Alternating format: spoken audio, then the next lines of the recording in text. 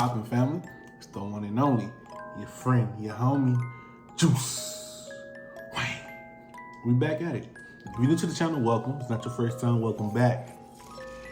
So family, ladies, gentlemen, tonight we're doing something different. Since it's October, I thought of trying out this series called Fright Night Fridays. Tonight, I'm gonna be checking out Mr. Ballen. He does all these kind of weird stories about murderers, killers, ghosts, army heroes and whatnot. He got a lot of great content. If y'all want to check it out, I'm gonna put his link. I'm gonna put the link to his page below. But the video that's up the bat is called "The Most Terrifying Family You Never Heard of." So let's check this out. But before I press this play button, like, comment, subscribe. Okay? Let's get it. Today's story is about a lesser well-known cult and their heinous ritual that they admitted to performing. This episode is extremely graphic and very upsetting, so viewer discretion is advised. But before we get into today's story, if you're a fan of the strange, dark, and mysterious delivered in story format, then you've come to the right place because that's all we do, and we upload 2 or 3 times every week. So if that's of interest to you, please sneak into the like button's house and steal the glass plate inside of their microwave. Also, please subscribe to our channel and turn on all notifications so you don't miss any of our weekly uploads. All right, let's get into That's such a random thing to steal.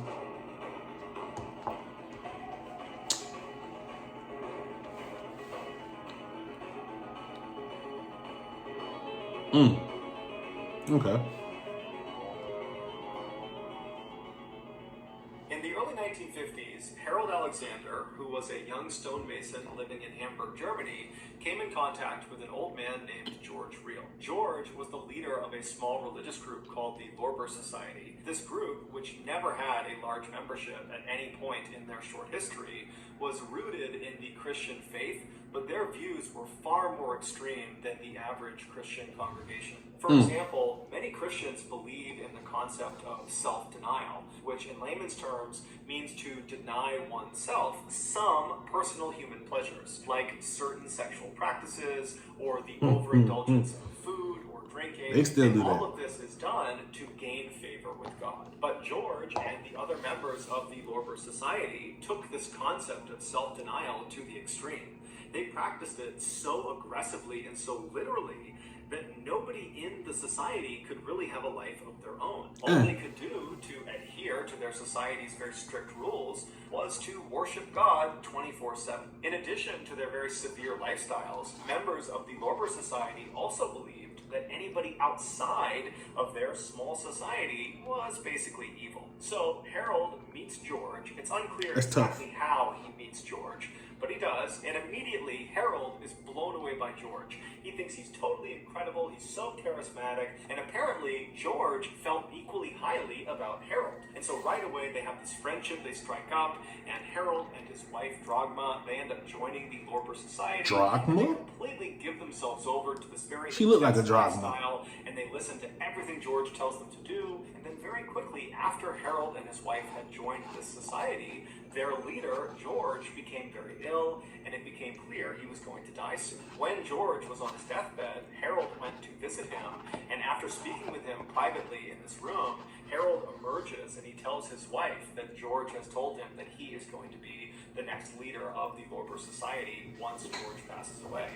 So his wife accepts this, as does the rest of the society members, and then after George actually does die, everyone in the society just turns towards Harold and begins listening to him and following him. It's worth noting that we don't know for sure if George really did tell Harold that he was going to be the next leader of the Lorber Society, or if Harold just made that up because he knew George was going to die soon, and he could kind of get away with stealing that title. Over the next few years that Harold was in charge of the Lorber Society, he began introducing a new concept to the members. He would continuously tell them that they needed to be ready for when the next prophet of God returned to the earth. Harold that's a cult, my boy. When this happened, 1, Harold would know immediately and he would tell them. And 2, whatever this prophet wanted, no matter how confusing or crazy or terrible, they had to do it without question because this was God's will. In 1953, so roughly a year or two after after Harold has taken over the Lorber Society, he and his wife, Drogma, have their second child. It's their first boy, and they name him Frank. And as soon as this child is born, Harold looks at him and determines that this boy, his son, is the prophet they have all been waiting for. And so he tells his wife, and he tells the members of the Lorber Society that his son, Frank, is the prophet of God. Frank. And everyone across the board completely accepts it. As the prophet, Frank, grew up, he was shamelessly worshipped and waited on 24/7 by the members of the Lorber Society Prophet and Frank. family. And so naturally, this had a profound impact on the way Frank thought and how he behaved. By the time Frank was at the age of grade school children, he fully believed that he was the prophet of God, and he began using that authority to kind of boss his family around more than he really needed to, especially his three sisters and his mother. But no one ever intervened because, again, this is the prophet of God, and he can do whatever he wants. When Frank turned 16, he started thinking about girls and sex, but he was conflicted. Oh, it's really him. He had been taught everybody outside of this society he was a part of were evil. And so he didn't want to pollute himself by having sex with these evil women. And so he went to his father and told him that he wants to start having sex with his mother and his sisters in order to stay pure. And his father, Harold, not only embraced the idea, Embraced it. encouraged it. And in fact, he would often join in with his son during the sexual intercourse. As for the four Alexander women, they completely accepted their new roles as sexual objects. Drogma, no! By doing whatever Frank the prophet wanted, they were serving God. my. Eventually, one of these sisters began talking to some of her very few friends at school about how she was kind of jealous of her other sisters for all the attention they were getting from Frank. And so the friends kind of picked up on this strange relationship between the siblings, and before long, rumors had started about there being some incestuous relations inside of this family. This is how Alabama started. Rumors eventually made their way to the parents of students, and then from the parents, that made its way to the police. And before long, Harold had discovered that the Hamburg police were about to launch an investigation into his family. And at the same time, Harold also discovered that members of the Lorber Society, they had heard about these incest rumors as well, and they had their own suspicions already, and they were not on board with incest. And so they were very clearly starting to distance themselves from Harold and his family. And so it was pretty clear to Harold that the writing was on the wall. He and his family were no longer welcome in Hamburg. And so he goes to the Lorber Society and kind of retires and says, I'm leaving. You need to find yourself a new leader of this society. And then he and his family completely broke ties with the Lorber Society. They left Hamburg and fled south to Santa Cruz, which is a city on the Canary Islands in Spain. And so they settle into this little apartment inside of this busy city, and very quickly they fell back into their old routines of constantly worshiping Frank, the prophet of God, despite the fact that they were no longer affiliated with the Lorber Society. And so their actions were now being driven by their own personal belief system. 10 months later, on December 22nd, 1970, a wealthy doctor named Walter Trankler was at his villa, which was located not far from where the Alexanders lived, when he heard a knock at his front door. When he opened the front door, he saw there were these two men who he didn't recognize, who were covered head to toe in what looked like mud. And at first, he was totally taken aback by their appearance and almost wanted to just shut the door. But in order to be polite, he kept the door slightly open and said, hey, how can I help you guys? And the two men would introduce themselves as Harold and Frank Alexander, and they were there to speak with one of their family members, Sabine. Sabine was one of Frank's two younger sisters, and she worked for the doctor as a housemaid.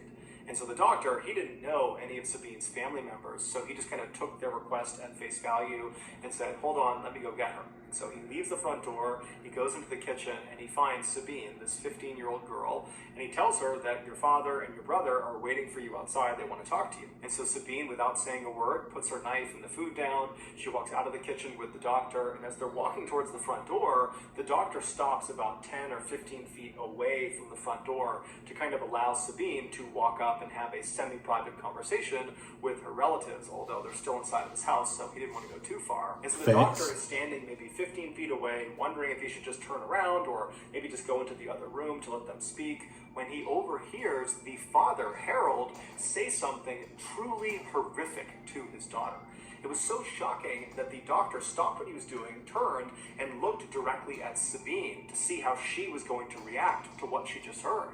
But to the doctor's absolute shock, Sabine didn't break down and start crying or start screaming out in pain or anguish. Instead, she reached out and grabbed her father's muddy hand and pressed it to her cheek and said, "I'm sure you did what was necessary."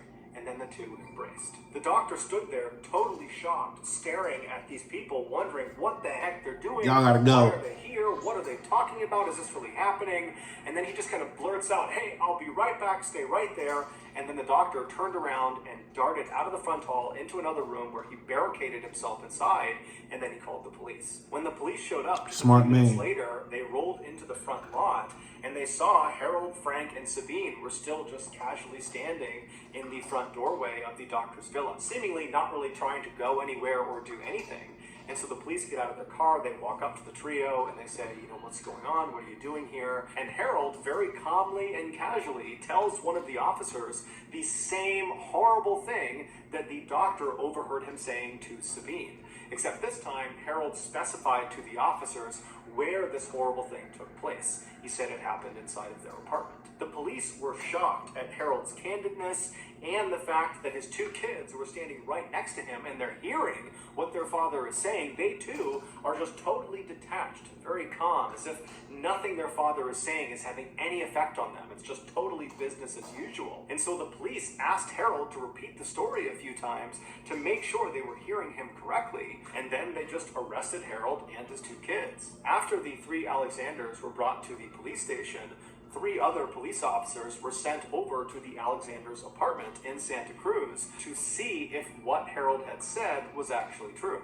And when these officers opened the front door to that apartment, they immediately could tell it was all true. The following is the story of what happened inside of that apartment based on the testimony given by Frank and Harold. Oh, On yeah. December 21st, 1970, so that's one day before Frank and Harold arrived on the doorstep of the doctor's villa, the father and son were home in their apartment with the mother, Dragma, as well as 2 of the 3 sisters. It was 18-year-old Marina and 15-year-old Petra.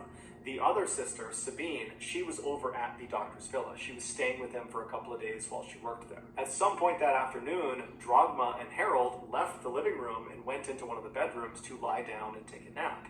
And after they lie down, Frank, for some reason, gets up from the living room and walks into the bedroom and sits down on the edge of the bed and just stares down at his mother. And when his mother rolls over and looks up at her son, Frank would later tell police that the look she gave him was suggestive and it was offensive to Frank, and he believed she was not permitted to look at him that way. And so in this moment that she's looking at him, he said he instinctively knew that the killing hour was upon them. The killing hour was not a Lorber Society concept. It was something that Frank and most likely Harold had come up with, and the rest of the family, the mother and the 3 sisters, had totally accepted. According to Frank and Harold, women were impure, and the only way to purify them, i.e. send them to heaven and not hell, was to murder them. And so it was just fundamentally understood in the Alexander household that at some point, Frank was going to declare that the killing hour was upon them. And when that happened, all the women in the household were told to stop what they were doing and wait for Frank to sacrifice them. Meaning, wait for Frank to ritualistically kill them. So after Frank has seen this offensive look on his mother's face, he now feels like the killing hour is upon them, and so he literally announces it to his mother and to his father, who's right next to her, and then Frank grabs a nearby wooden coat hanger and strikes his mother on the top of her head. Now, his mother, she's heard that the killing hour is upon them, and he's starting to beat her. And so what does she do? She follows the rules. She flips herself over onto her stomach, puts her hands down by her side, and lays flat and still so Frank can more easily kill her. And Did this nigga beat her to death with a hanger? Head with this wooden coat hanger, while his father, Harold, excitedly leaps out of the bed, doesn't try to stop what's going on. He runs into the living room and he begins very enthusiastically playing the organ. An organ is like a piano that's played a lot of times inside of Christian churches. And so with all this commotion going on in the house, the other 2 sisters that were there, Marina and Petra, they come out of their bedrooms into the living room. They see their father playing the organ, and they look into the bedroom where they hear all this noise, and it's Frank murdering their mother. And they're looking at this happening. They're not doing anything. They're just staring at it. And then their father says to them, The killing hour is upon us. You need to get ready. And so the girls, when they hear this, they know the rules. And so they stop watching this attack and they make their way over to the center of the living room and they sit down cross-legged and they begin to patiently wait their turn. After a while, Frank stopped beating his mother, who was now unconscious or perhaps even dead, and he walked out of the bedroom into the living room where he saw his father on the organ and he saw his two sisters sitting on the ground. And so without any hesitation, he walks over to Marina, the older one, the 18-year-old, and he begins hitting her on the top of the head until she slouches over onto the ground motionless. And then he turns to the younger one, Petra, the 15-year-old, and he does the same thing to her until she's laying on the ground. The sound effects he got. After this, Frank stands up and he leaves the living room and goes into the kitchen where he retrieves a small knife, pruning shears, and a hammer. At this point, it's likely that one or two of the Alexander women were still alive.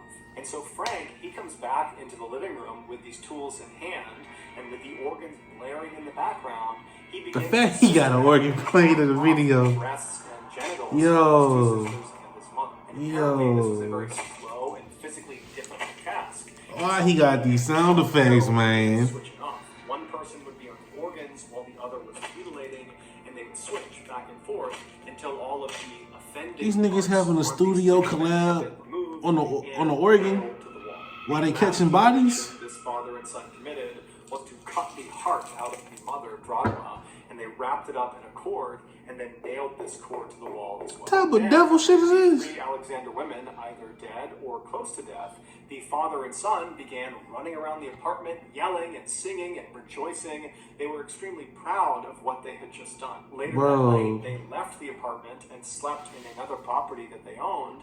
And then the following day, December 22nd, they went to the doctor's villa to tell Sabine the good news. So they knock on the door, the doctor answers, he goes back and gets Sabine. Sabine walks up, and Harold, her father, says to her, "Sabine, we wanted to tell you right away that Frank and I have just finished killing your mother and your sisters." To which Sabine walks up to him, takes her father's hand, presses it to her cheek and says, "I'm sure you did what was necessary." This, of course, is what the doctor saw and overheard that was so horrible and prompted him to call the police. It was also the moment when he realized that was not mud all over these two men. That was their family members' blood. Psychiatrists would ultimately determine that Frank and Harold were not mentally fit to stand trial, and so they were both committed to an asylum for the criminally insane. Both men never showed any remorse or regret about what they had done. In fact, they continued to justify their actions by saying, because of them, these three women got to go to heaven. As for the one surviving daughter, Sabine, she pleaded with authorities to let her go live with her brother and her father in this asylum, but they rejected this request and sent her to live in a convent, which is a building that nuns live in, and no one really knows what happened to her after that. They made her crazy ass a nun? 1990, so roughly 20 years after Frank and Harold were put into this asylum, they managed to escape, and they were never caught. To this day, shit, remain unknown. So that's going to do it, guys. If you got something out of this episode and you haven't done this already, please sneak into the like button's house and steal the glass plate inside of their microwave. Also, please subscribe to our channel and turn on all notifications so you don't miss any of our weekly 2 or 3 video uploads. We are now selling merchandise like flannels and hats and mugs and sweatshirts and all sorts of stuff. If you're interested, go to shop. All right, man.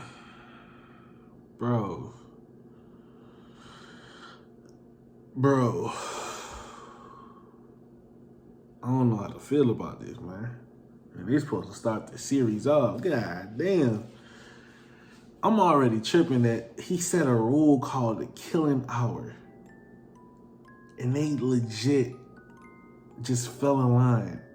The mother laid down. The mother did the planking challenge, if you old enough to know what that is, and got her ass whooped by a hanger. How the hell you catch a body with a hanger? And then the sisters, they walk out. They dad got his Stevie Wonder going on, you feel me? The killing hour is upon us. You gonna sit Indian style and wait for this ass whooping? I'm gone. I'm out of dough.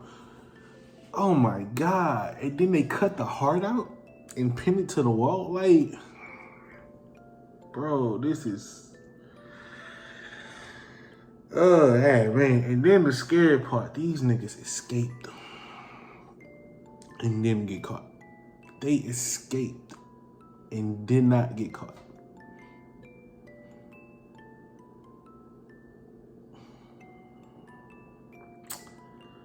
And then they made the sister crazy ass a nun. A nun. She probably became that nun in The Conjuring. Man, I'm highly disturbed right now. I really am.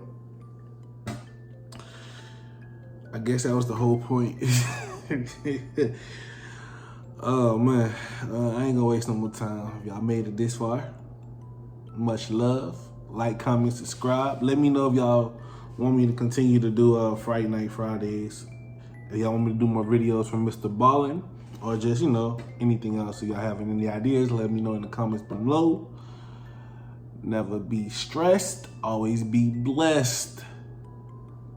Juice out.